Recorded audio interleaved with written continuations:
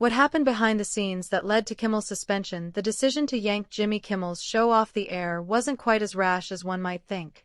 The issue had been brewing all week throughout the executive ranks at Disney and ABC, ever since Kimmel made comments during his Monday night monologue about Charlie Kirk's suspected killer and, as he called Trump supporters, the MAGA gang.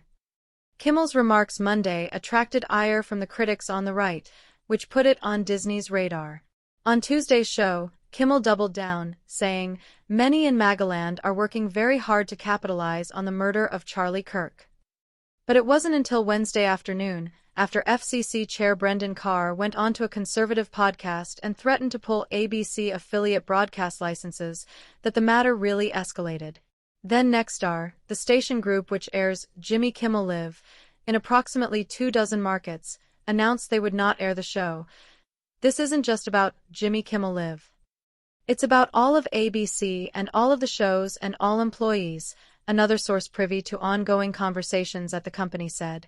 A veteran television news producer, who is not employed by ABC, told CNN, "There is no more terrifying circumstance for a broadcast entity than the threat of an FCC fine, or worse, that the agency could move to revoke the station's broadcast licenses."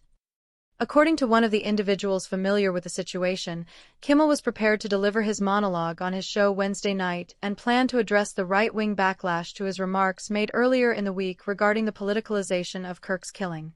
This individual describes Kimmel's planned monologue as very hot, taking aim at the MAGA base. It was then that Disney executives had conversations with Kimmel about taking down the temperature of his monologue, according to the individual. Nexstar announced its plan to pull Kimmel's show at the same time. That's when Disney CEO Bob Iger and Disney Entertainment co-chairman Dana Walden made the decision to preempt the show indefinitely, in hopes of protecting Kimmel and the Disney brand from accelerating the controversy. Walden called Kimmel to have a conversation about how to move forward, one source said.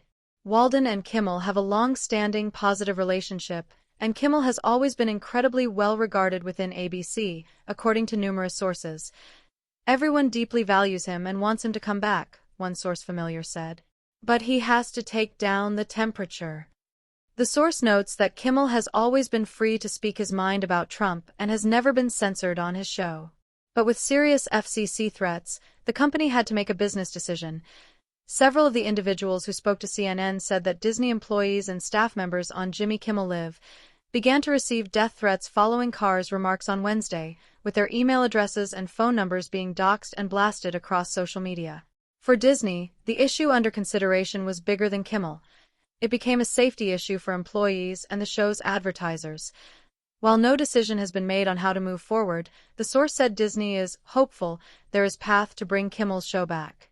His contract is up at the end of his current season, taking him through May 2026. 4 years, Kimmel, who has also hosted the Oscars for ABC and just won an Emmy for hosting the network's Who Wants to Be a Millionaire?, has contended with whether to continue his show, most recently debating whether to renew his contract in 2022.